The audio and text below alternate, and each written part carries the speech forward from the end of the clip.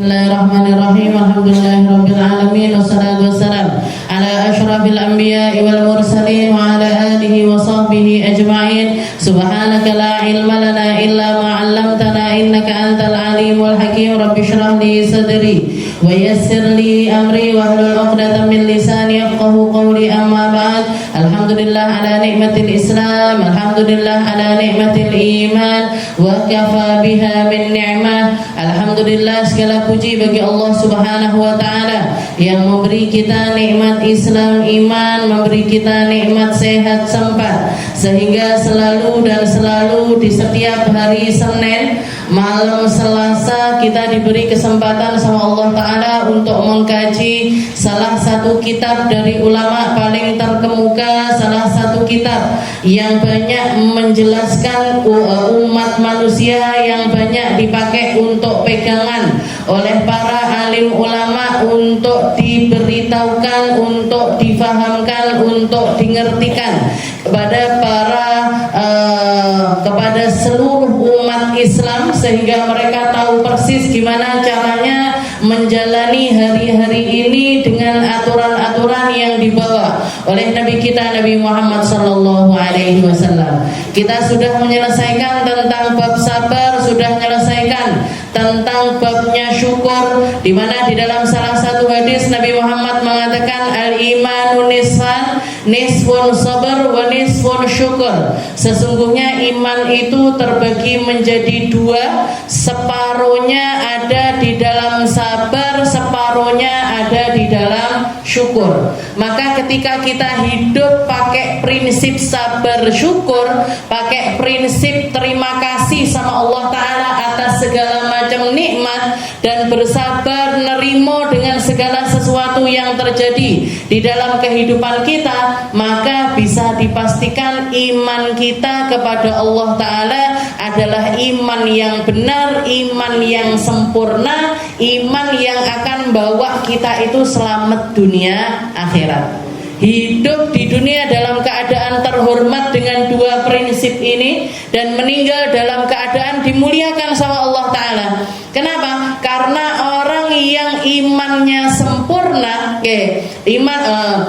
orang-orang yang imannya sempurna, merekalah yang dinaungi oleh para malaikat, dan dikatakan kepada mereka alla takhafu wa la tahzanu wa abshiru bil jannati allati kuntum tu'adun. Katanya para malaikat, sesungguhnya wahai hamba-hamba yang memiliki jiwa yang indah, yang mati bawa iman ataupun hidup di dalam keimanan, kalian gak akan la takhafu wa la tahzanu, jangan pernah takut, jangan pernah sedih, wa abshiru bil jannah, dan ketahuilah Allah taala telah menjanjikan surga atas kalian semuanya. Ini diberikan sama Allah taala kepada para ahli istiqomah. Orang-orang yang istiqomah itu mereka pasti berlandaskan dua perkara ini di dalam menghadapi setiap permasalahan kehidupannya. Entah syukur, entah sabar. Dapat nikmat bersyukur, dapat musibah bersabar. Sesimpel itu sebenarnya kehidupan umat manusia. Sekarang Al-Habib Abdullah bin Alawi Al-Haddad melanjutkan di dalam pasal yang selanjutnya. Qala al-muallif rahimahullah ta'ala wa nafa'ana bihi wa bi'ulumihi fid dharaini amin. Faslun wa 'alaika biz-zuhdi fid dunya fa innahu basyirus sa'adah wa madharul 'inayah wa unwanul wilayah. Katanya Habib Abdullah bin Alawi Al-Haddad, wahai engkau para pejalan menuju ridhonya Allah, para pencari surganya Allah, orang-orang yang punya keinginan yang kuat untuk menyelamatkan hidup dunia sampai akhirat mereka, katanya beliau wa 'alaika bizzuhdi, hendaknya kamu jadi orang yang zuhud. Hendaknya kamu memiliki sifat zuhud, hendaknya kamu memiliki salah satu sifat yang menjadi tandanya orang-orang soleh. Katanya beliau wa 'alaika bizzuhdi fid dunya, hendaknya kamu zuhud di dalam perkara dunia, fa innahu basyirus sa'adah, Karena ketika orang hidup dengan kezuhudan di dalam dirinya, maka itu adalah kabar gembira yang menunjukkan bahwasanya dia ini adalah orang yang beruntung. Orang kalau punya zuhud di dalam dirinya, ketahuilah itu adalah keberuntungan yang luar biasa. Wa madharul inayah, dan penampakan dari berbagai macam pertolongannya Allah Ta'ala, serta unwanul wilayah, serta tanda dari wilayah atau kekuasaan yang telah diberikan oleh Allah Ta'ala di dalam diri hamba tersebut. Orang kalau zuhud di dalam dirinya, ini perkara mahal yang gak Allah Ta'ala berikan kepada sembarang orang. Orang yang hidup dengan kezuhudan itu lebih beruntung dibandingkan mereka-mereka yang menang hadiah-hadiah lomba, yang menang hadiah-hadiah kopioan, yang menang arisan-arisan. Jangan menang arisan, ndak menang namanya. Betok arisan seneng napa mboten? Ada yang nggak seneng betok arisan? Kan seneng gitu, betok arisan seneng. Habis itu misalkan kita ikut perlombaan menang seneng gitu. Segala sesuatu yang sifatnya itu dapat hadiah-hadiah, orang itu mesti seneng. Tapi ketahuilah Bu, kalau misalkan kita hidup punya sifat zuhud di dalam perkara dunia, itu adalah keberuntungan yang berkali-kali lipat dibandingkan kemenangan-kemenangan yang semacam itu. Kenapa? Ini perkara mahal yang cuman Allah Ta'ala berikan kepada hamba-hamba pilihannya Allah. Jangan lihat semua walinya Allah, semua orang yang memiliki martabat di dalam perkara agama mereka, gak mungkin enggak kecuali mereka ini memiliki kezuhudan di dalam dirinya. Zuhud itu apa? Kalau secara bahasa zuhud itu diddur raghbah, kebalikannya milik. Kepingin, mau. Nah, itu bahasa Arabnya adalah ar-raghbah. Sedangkan zuhud ini kebalikannya itu semua. Ndak milik, ndak pengen, nggak tertarik. Nggak pengen, nggak milik, nggak tertarik. Nggak ada bahasa spesifik di dalam. Jadi kalau di bahasa Indonesia kan ya namanya adalah zuhud. Orang kita pun tahu persis zuhud itu apa toh? Ya zuhud itu pokoknya emoh karo dunya. Gak tertarik sama perkara dunia, tidak terkontaminasi dengan hiruk pikuknya orang bergembira dalam perkara dunia, menyendiri di dalam keramaian, sendiri di dalam perkara yang rata-rata orang berjalan dengan cara yang semacam itu adalah perkara yang sangat-sangat mahal sekali. Wong-wong senengane dolan-dolan, orang sukanya kalau lagi sumpek suntuk dolan, ke pantai, makan-makan, beli baju baru, shopping dan lain sebagainya. Orang-orang zuhud menghabiskan kesenangannya bukan di dalam perkara yang semacam itu. Bukan di dalam perkara hiburannya, bukan dalam hal-hal yang semacam itu. Hiburannya mereka, sholatnya mereka. Hiburannya mereka, puasanya mereka. Hiburannya mereka, sedekahnya mereka. Hiburannya mereka, kajian-kajian yang mereka datangi, ataupun perkara-perkara yang membuat Allah Ta'ala ini mengucurkan rahmatnya di dalam perkara tersebut. Ini tandanya orang zuhud. Jadi kalau manusia mayoritas di atas muka bumi ini 90%-nya itu berjalan ke arah sebelah sana, orang-orang zuhud ini jalan ke arah yang sebaliknya. Kalau rata-rata orang itu terkontaminasi dengan hal-hal yang semacam ini, orang-orang zuhud ini mereka menarik diri dari segala perkara yang semacam gak milik. Jadi az-zuhud itu adalah diddur raghbah fi syai', yaitu istiqlalu fi jadi di dalam perkara-perkara yang semacam itu mereka itu enggak kepingin atau menganggapnya itu kecil, menganggapnya itu sesuatu yang rendahan. Makanya di dalam Al-Qur'an Allah Ta'ala mengatakan ketika menceritakan tentang Nabi Allah Yusuf, ketika beliau itu dibully sama kakak-kakak kakaknya, dibully sama saudara-saudaranya, sampai akhirnya dimasukkan ke dalam sumur, dicemplung nih di dalam sumur. Setelah itu ada rombongan orang atau pemimpin negara yang nemukan Nabiullah Yusuf di dalam sumur tersebut, diangkat, dijual. Diangkat, setelah itu dijual. Allah Ta'ala menceritakan dengan kalimat wasyarahu bithamanin bakhsin darahima ma'dudah wa kanu fihi minaz zahidin. Katanya Allah Ta'ala, pada akhirnya Nabiullah Yusuf itu dibeli, dijual, dan deal-dealannya itu tadi, dari transaksi tersebut beliau terbeli dengan harga yang murah, hanya sekian dirham saja. Padahal kalau misalkan dilihat dari fisiknya, dilihat dari tampannya beliau, dari postur badannya dan lain sebagainya, harusnya laku mahal ini. Harusnya laku mahal, tapi ternyata Nabiullah Yusuf malah justru terbeli dengan harga yang murah, darahima ma'dudah. Wa kanu fihi minaz zahidin. Orang-orang yang beli ini nggak mau membelinya dengan harga yang mahal. Katanya Allah Ta'ala wa kanu fihi minaz zahidin. Mereka tentang Nabiullah Yusuf, mereka memilih untuk zuhud. Zuhud di sini bukan zuhud yang kita kenal di dalam ilmu tasawuf, enggak. Tapi yang dimaksud zuhud di sini enggak tertarik sama Nabiullah Yusuf. Meskipun gantengnya luar biasa.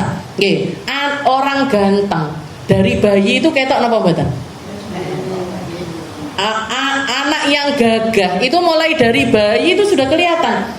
Wah, iki irungnya buangir, motone blolok-blolok, kulitane ruwesi.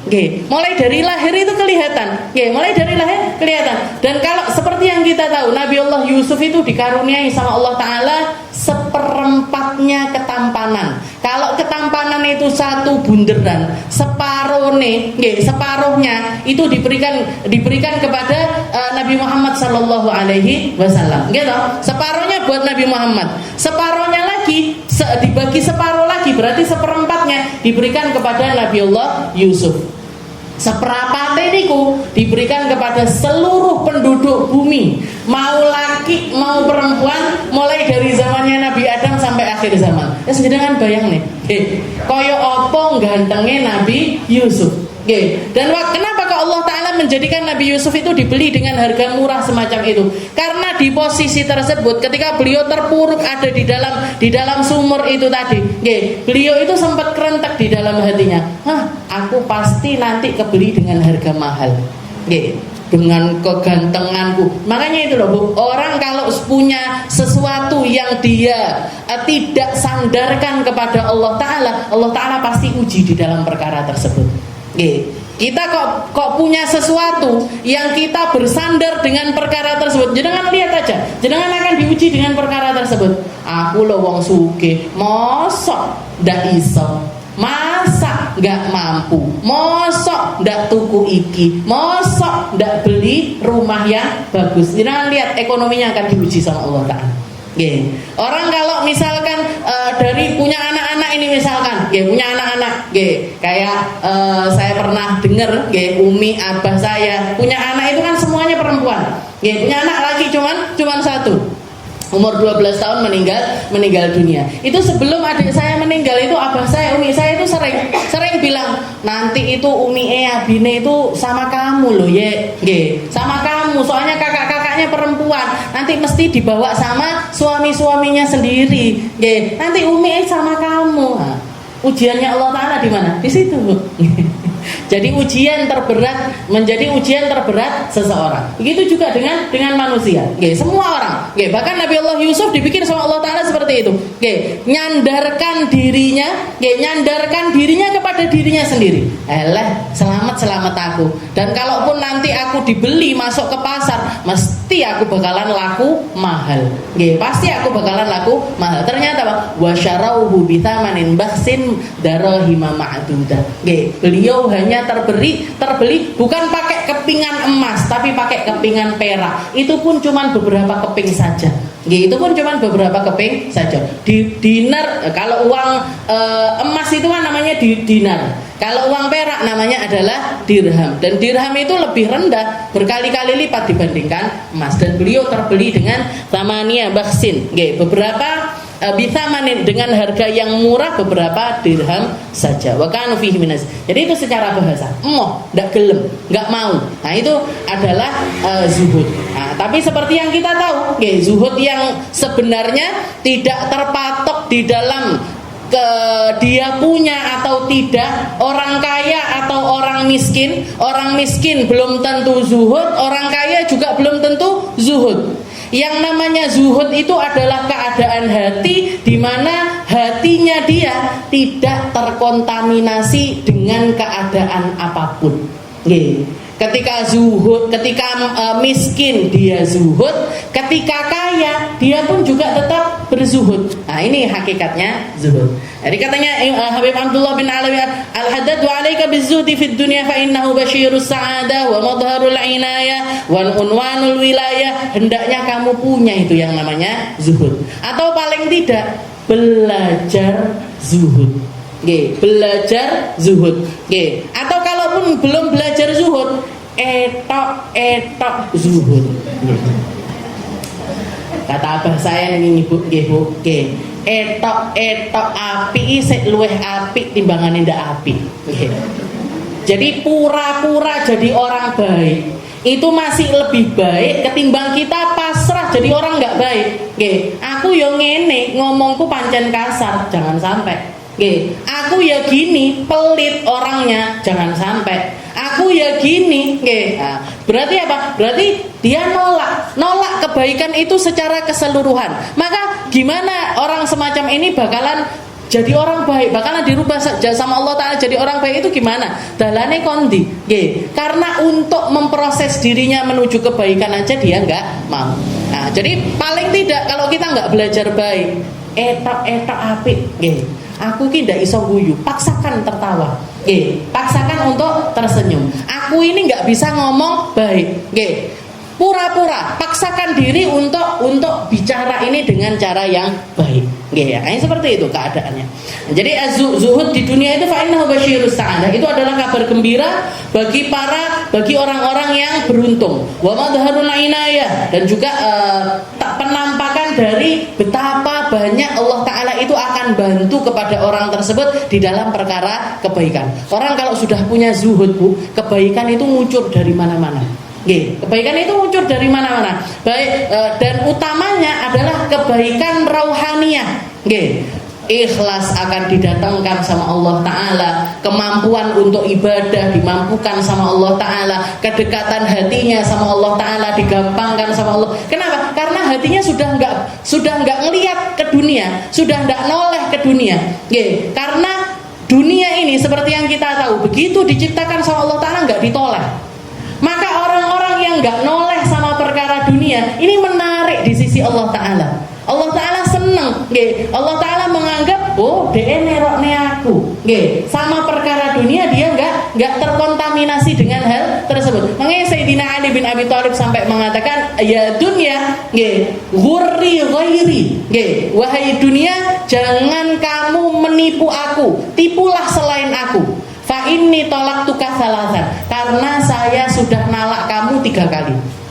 Talak bain, talak 3 itu kan berarti nggak boleh balik lagi. Suami kalau sudah ngomong sama istrinya, kamu tak talak, berarti apa? Nggak bisa kembali lagi.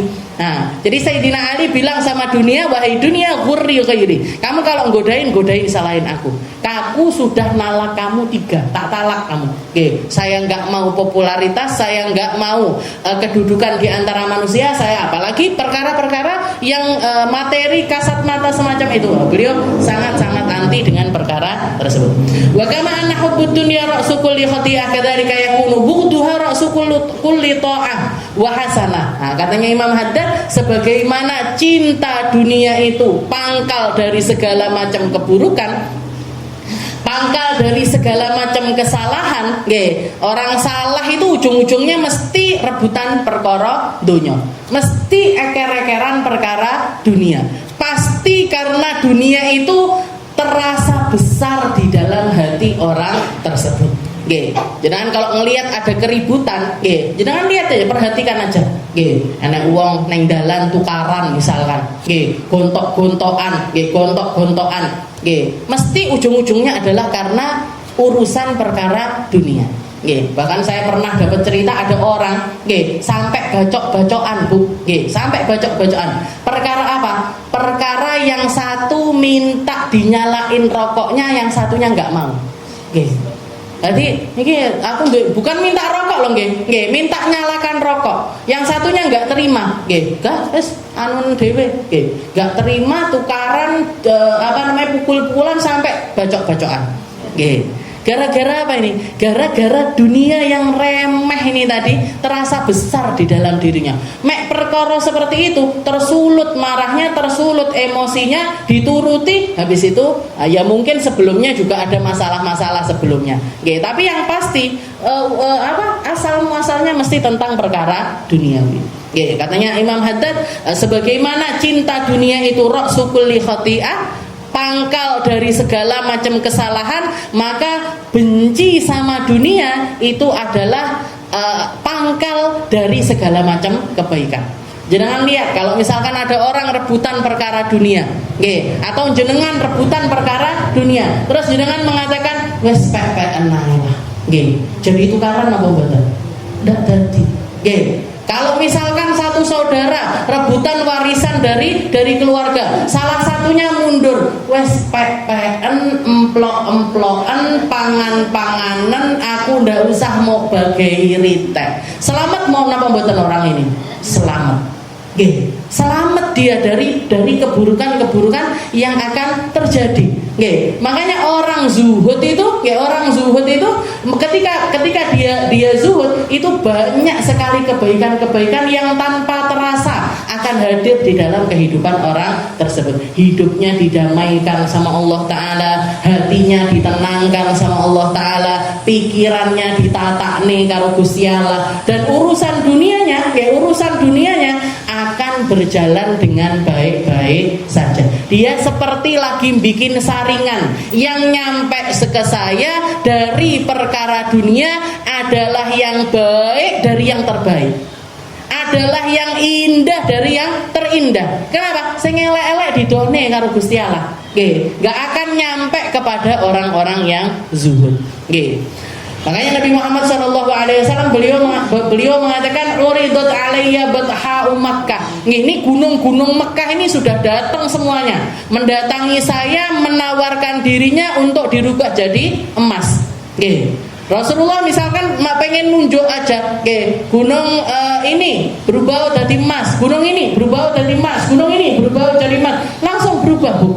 Langsung berubah, dituruti sama Allah Ta'ala, dan gunung-gunung itu merelakan dirinya untuk dikeruk dunianya sama Nabi Muhammad SAW. Tapi katanya Nabi, saya menolak mereka semuanya, wa khatartu, dan saya memilih untuk bal aju yauman wa asba'u yauman. Saya pengen hidup di dunia ini kadang lapar, kadang kenyang. Biar apa? Ketika kenyang saya syukur, ketika lapar saya sabar. Jadi ngerasakne kabeh lika-likunya perkara dunia. Nah, ini yang dipilih sama Nabi Muhammad SAW. Nah, itu namanya zuhud. Ada, dunianya ada. Bahkan rebutan untuk mendatangi Nabi Muhammad SAW. Tapi beliau tidak terpengaruh sama sekali tentang perkara dunia. Wa yakfika muzahidan fid dunya anna Allah Ta'ala sama fi iddati mawadhi' min kitabihil aziz mataul ghurur. Dan cukup kalau kamu mau belajar tentang perkara dunia, kalau kamu mau memotivasi dirimu untuk jadi orang yang zuhud, yakfika muzahidan, cukup bagi kamu untuk jadi orang zuhud, bahwasanya Allah Ta'ala di dalam Al-Quran itu mewanti-wantikan dengan kalimat yang sangat banyak sekali tentang perkara dunia. Yang paling besar Allah Ta'ala menamakan dunia ini mata'ul ghurur, sesuatu yang menipu. Semua bentuknya dunia itu tipuan. Semua bentuknya dunia itu adalah halusinasi. Halusinasi itu apa? Halusinasi itu sesuatu yang kalau kita pegang dia malah justru lari. Kalau kita nggak mau mendekat, malaikat justru dia malah kelihatan nampak ada di dekat kita. Tapi kalau diparani malah melayu kabeh. Nah itu perkara dunia. Jadi katanya Imam Haddad, wa yakfika muzahidan fid dunya. Kamu kalau jadi orang yang zuhud, lihat aja tengokan Al-Qur'an, bacaan Al-Qur'an. Isinya semua kalau sudah ngomongin tentang perkara dunia, Allah taala mengatakannya itu hanya permainan belaka, itu hanyalah angan-angan saja. Nah, yang paling ekstrim mata ghurur, sesuatu yang sangat menipu. Kesenangannya itu sebentar. Punjulane lorotok. Orang kalau terpengaruh sama dunia, yang dipikirin tentang dunia, melulu tentang perkara dunia, maka hidupnya hanya ribut tentang perkara dunia sampai enggak nyiapin perkara akhiratnya dia. Nah ini jangan sampai kita masuk di dalam golongan tersebut. Wa qala Hasan radhiyallahu taala, Imam Al Hasan beliau mengatakan mataul ghurur ka khadratin nabat wa lu'bul banat. Yang dimaksud dengan mataul ghurur, sesuatu yang menipu itu semacam khadratun nabat, seperti hijau-hijauan tumbuh-tumbuhan yang hijau.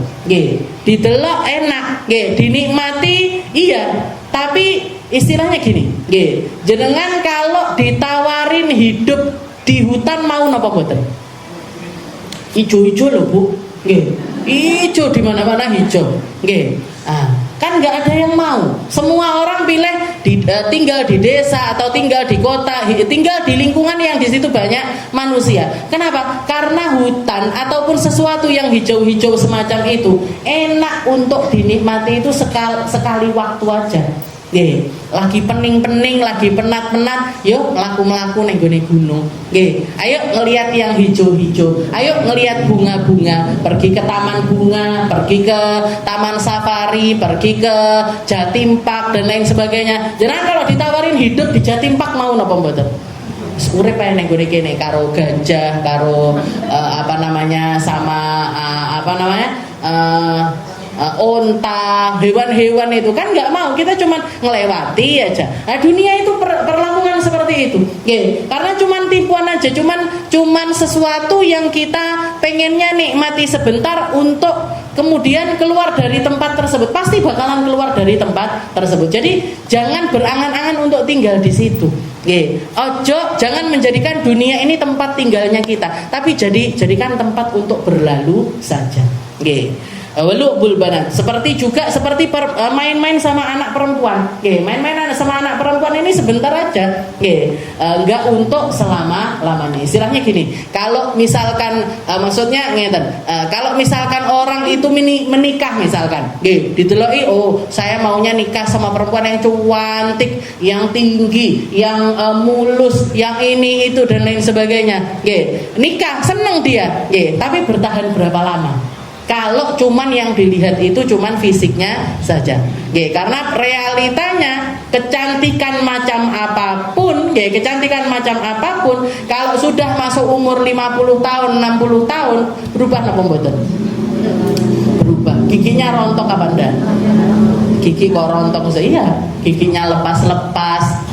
Habis itu keriputnya keluar di mana-mana, kekuatannya berkurang, cantiknya rambutnya berkurang, cantiknya semuanya berkurang. Jadi mek sebentar aja. Tapi ketika orang yang dilihat dinikahi itu yang dilihat hatinya, yang dilihat agamanya, itu akan menjadi sesuatu yang selama-lamanya.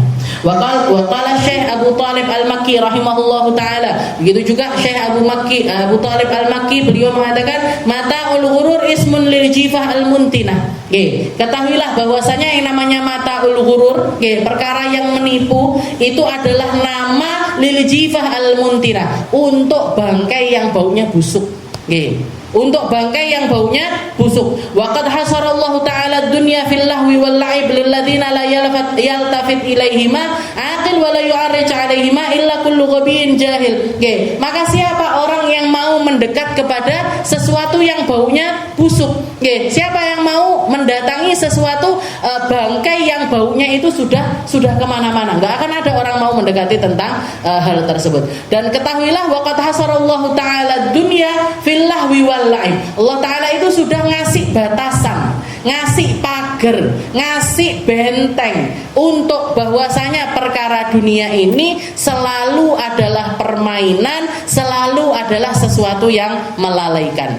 Alladzina la yaltafit ilaihi ma'aqil. Kalau orang benar-benar berakal, dia nggak akan mau noleh sama perkara tersebut. Kalau orang akalnya itu waras, dia nggak akan mau nggak akan tertarik dengan perkara yang semacam itu. Wala yu'arrij 'alaiha, yang mendatanginya, yang rebutan tentangnya, yang mau ngambil porsi banyak dari perkara tersebut, atau bahkan sampai jedit banget di dalam hatinya tentang perkara dunia, itu hanyalah orang bodoh, itu hanyalah orang dungu. Illa ghabiyun jahil. Ghabi itu artinya dungu, jahil itu artinya bodoh. Jadi sak bodoh-bodohnya orang adalah yang menganggap dunia itu tempat tinggal selamanya, perkara puncak yang harus diperebutkan dengan cara apapun, perkara puncak yang harus dia ayahi dengan cara apapun. Orang misalkan punya prinsip, aku urip kudu sugih misalnya, kudu tuku mobil mahal, harus pakai baju yang bagus, harus seperti ini, harus ini. Orang-orang bodoh. Kenapa? Karena semua perkara itu masuk di dalam kategori yang dikatakan sama Allah Ta'ala, itu permainan, itu sesuatu yang melalaikan. Yang nengok ke perkara tersebut adalah orang bodoh. Semakin manusia itu tertarik sama dunia, semakin nampak kebodohan dari orang tersebut. Faqala ta'ala, Allah Ta'ala mengatakan, wa mal hayatud dunya illa la'ibu wa lahu ila ghairi dzalik. Dan masih banyak lagi iming-imingnya Allah Ta'ala atau wanti-wantinya Allah Ta'ala tentang perkara dunia. Nabi Muhammad SAW ketika didatangi oleh malaikat Jibril, fakhtarahu, setelah itu malaikat Jibril menawarkan kepada Nabi Muhammad, ya Muhammad, wahai Muhammad, kamu memilih untuk menjadi malikan nabiyan au abdan nabiyan. Kamu kalau disuruh, kalau hidup di dunia ini, pilih jadi raja sekaligus nabi atau menjadi hamba sekaligus nabi. Jadi nabi sudah pasti, rasul itu nabi pasti, rasul pasti. Tapi pilihannya dari malaikat Jibril, kamu pilih jadi nabi yang kaya, semacam Nabiullah Sulaiman, semacam Nabiullah Dawud, orang-orang yang memiliki kepemimpinan sekaligus dengan kenabian. Apa pilih jadi hamba yang nggak punya apa-apa, hidup semacam selayaknya manusia pada umumnya, tapi sekaligus juga menjadi seorang nabi. Fakhtartu abdan nabiyan. Setelah itu Nabi Muhammad memilih untuk menjadi nabi yang sekaligus seorang hamba saja. Makanya sering beliau mengatakan, innama ana abd.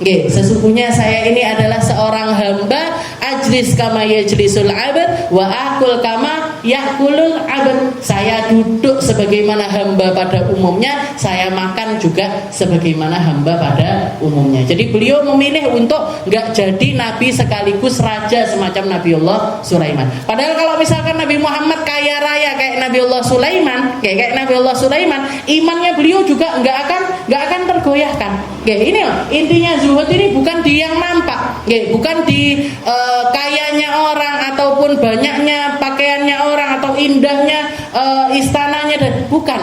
Tapi perkara hati, sebagus apa dia mempersembahkannya kepada Allah Subhanahu wa Ta'ala. Dan orang ketika zuhud, ketika mereka kaya raya, jadi orang baik di dalam hidupnya. Ketika mereka miskinnya ini juga akan mengantarkan mereka menuju Allah Ta'ala. Karena ada banyak sekali orang miskin yang nggak nyampe kepada Allah. Katanya Nabi Muhammad, kadal fakru ayakuna kufran. Berapa banyak orang fakir itu hampir jadi orang kufur, hampir membawa dia itu menjadi orang yang kufur. Kenapa? Karena merasa nggak terima sama ketentuannya Allah Subhanahu wa Ta'ala. Nggak terima. Kenapa kok aku ya Allah? Kok saya? Kenapa kok begini? Kenapa kok sulit sekali? Nah ini i'tirad ala Allah. Dia menyalah-nyalahkan Allah Ta'ala di dalam kemiskinannya. Dadi apike napa mboten? Mboten. Bukan jadi kebaikannya dia, tapi justru malah menjadi sesuatu yang buruk bagi hamba tersebut. Wa'lam anna zuhud fid dunya li ahlihi na'imun ajil wa la yastati'u illa man syarahullahu sadrah bi isyraqi anwaril ma'rifah wal yaqin. Dan ketahuilah bahwasanya zuhud di dalam perkara dunia itu, orang yang memilikinya, orang yang hidup di dalam kezuhudan itu mereka adalah orang-orang yang diberi kenikmatan langsung, na'imun ajil, kenikmatan yang disegerakan sama Allah Ta'ala. Kalau jenengan pengen tahu hatinya para ahli syurga, lihat, perhatikan hatinya orang-orang yang zuhud. Kalau jenengan pengen tahu keadaannya orang-orang di dalam syurga, mereka adalah orang-orang yang hatinya itu tidak terkontaminasi perkara dunia. Dan itu kenikmatan ajil. Jadi rasa syurgawi yang Allah Ta'ala tanamkan di dalam hati hamba-hambanya, wala yastati'uhu ila man syarahallahu sadrah. Orang zuhud ini tidak akan mampu menjadi orang zuhud kecuali karena hati mereka dilapangkan sama Allah Ta'ala. Bi isyraqi anwaril ma'rifah, dengan cahaya-cahaya ma'rifatnya Allah, dan juga keyakinan yang datangnya itu semuanya dari Allah Subhanahu wa Ta'ala. Jadi itu hadiah. Hadiah dari perjuangan-perjuangan yang dia lakukan, Allah Ta'ala menjadikan Jadi orang zuhud itu, makanya di dalam Al-Quran dikatakan inna awliya Allahi la khaufun alaihim wa lahum yahzanun. Orang para wali-walinya Allah Ta'ala itu hatinya nggak pernah sedih, hatinya nggak pernah takut, nggak pernah takut masa depannya nanti seperti apa. Lek mati aku piye, nggak takut mereka, nggak punya ketakutan di dalam dirinya. Kenapa? Karena hatinya tidak terpaut sama dunia. Nggak ada kaitannya sama dunia. Makanya dikatakan ini adalah hadiah yang Allah Ta'ala berikan kepada hati hamba-hamba pilihannya, dan tidak akan bisa terjadi kecuali ketika hati mereka dilapangkan selapang-lapangnya sama Allah Ta'ala.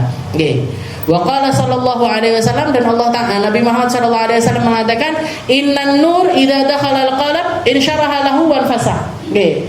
Cahayanya Allah kalau sudah masuk ke dalam hati seorang hamba, maka cahaya itu akan menjadikan hatinya itu luas, dan juga menjadikan hatinya itu tenang, tentram. Jadi orang zuhud itu, meskipun sekitarannya itu rame, dia itu tetap sendirian. Sendirian sama siapa? Sendirian sama Allah Ta'ala. Tahu betul makna kalimatnya Allah Ta'ala, alaihissallahu bikafin abdah. Bukankah Allah Ta'ala itu cukup untuk hambanya? Cukup jadi temannya, cukup untuk jadi pendampingnya, cukup untuk menyelesaikan masalahnya, cukup untuk membuat dia itu harus bertindak seperti apa dan lain sebagainya, dapat langsung dari Allah Subhanahu wa Ta'ala. Jadi kalau jangan ngelihat orang-orang saleh itu, mereka ini yang membuat mereka itu kadang-kadang kadang-kadang bahkan nggak bisa diungkapkan dengan kata-kata.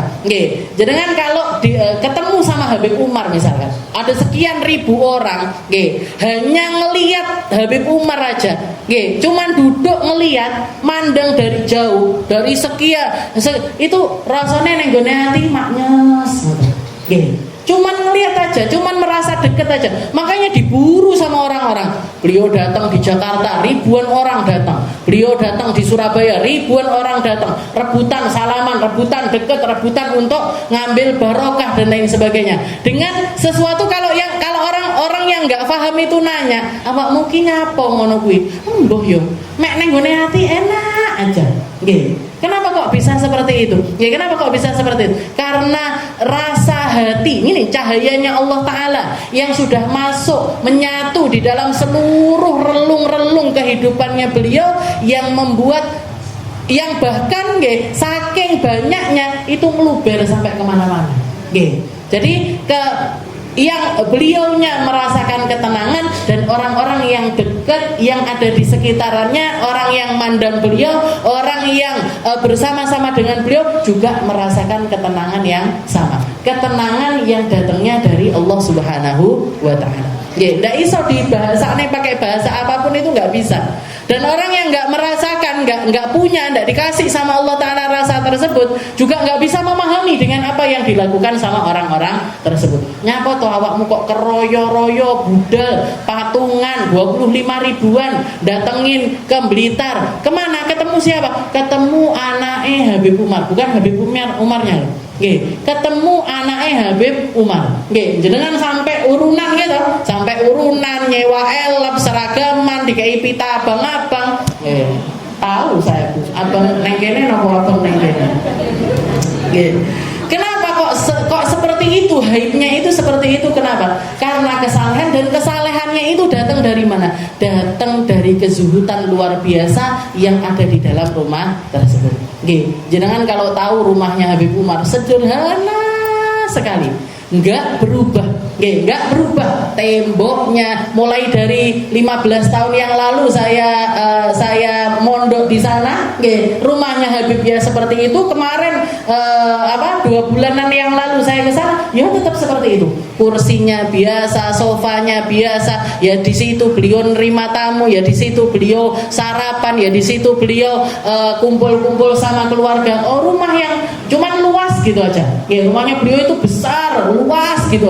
Tapi nggak ada ornamen yang mahal-mahal, lampu hias sing apik nggak ada sama sekali. Kalaupun ada, saya yakin itu bukan beliau beli, tapi saya yakin itu hadiah dari orang. Saya yakin itu bukan beliau yang beli, bukan beliau yang milih-milih, tapi hadiah dari para pecintanya, hadiah dari orang-orang yang tresno sama beliau. Qil fahal lidzalika min alamah? Dikatakan apakah cahaya itu memiliki tanda? Katanya Nabi Muhammad, na'am, at-tajafi an daril ghurur wal inabah ila daril khulud. Tandanya orang zuhud, tandanya orang yang dapat cahaya tersebut dari Allah Ta'ala adalah al-jafi anid daril ghurur. Dia cuek sama perkara dunia. Nggak peduli, ini yang namanya zuhud kan ini, nggak peduli dengan apa yang terjadi di antara manusia, nggak ngereken sama hiruk pikuknya manusia, ataupun juga yang lagi diributin sama manusia, nggak tertarik dengan perkara yang semacam itu. Wal inabah ila daril khulud, dan beliau fokus, mereka ini fokus untuk mencari bekal menuju hari akhiratnya Allah Subhanahu wa ta'ala. Wal inabah ila daril khulud. Setelah itu dikatakan, wa qala sallallahu alaihi wasallam az-zahada fid dunya turihil qalb wal badan war raghbah fid dunya tukthirul ham wal huzun. Sesungguhnya zuhud di dalam perkara dunia itu adalah perkara yang turihul qalb, yang bikin hati ini rohah, yang bikin hati ini tentram di dalam hati, di dalam badan. Warabah fid dunya tukthirul ham wal huzun, dan berlomba-lomba tentang perkara dunia itu hanya menambahi kesusahan dan juga menambahi ham itu kesumpekan yang terjadi di dunia. Wa qala alaihi salatu wasalam, Nabi Muhammad juga mengatakan, izhab fid dunya yuhibbukallah wa zahid fi ma indan nas yuhibbukan nas. Katanya Nabi Muhammad, zuhudlah kamu di dunia, maka Allah Ta'ala akan mencintai kamu, dan zuhudlah kamu dengan apa yang ada di tangan manusia, maka para manusia akan mencintai dirimu. Jadi tandanya manusia itu kan enggak, mayoritas manusia niku kan cetil. Cetil tahu mayoritas manusia itu kikir. Mayoritas manusia itu nggak suka berbagi. Maka ketika kita nggak menginginkan apa yang ada di tangan mereka, mereka pasti senang sama kita. Wong iki, aku lek cedek karo wong iki mesti nggak dirusui. Saya kalau duduk sama orang ini mesti dia nggak akan minta-minta dari saya, nggak akan merusui kehidupan saya, nggak akan ngambil harta saya, nggak akan ngambil sesuatu yang ada di dalam diri saya. Makanya katanya Nabi Muhammad, izhad fi ma indan nas, zuhudlah kamu dengan apa yang ada di tangan manusia, manusia akan suka sama kamu. Apalagi kalau kita suka bagi-bagi, kita yang suka bagi-bagi, tambah senang wong-wong. Jadi nggak pernah minta-minta tapi sukanya bagi-bagi, senang sekali manusia. Dan kalau pengen nyari cintanya Allah Ta'ala, izhad fid dunya, zuhudlah tentang segala bentuk perkara dunia, maka Allah Ta'ala akan mencintai diri. Wa asluz zuhud ma'rifatul qalbi haqaratid dunya wa khassatuha. Wallahu a'lam bissawab. Insyaallah kita lanjutkan di pertemuan yang selanjutnya.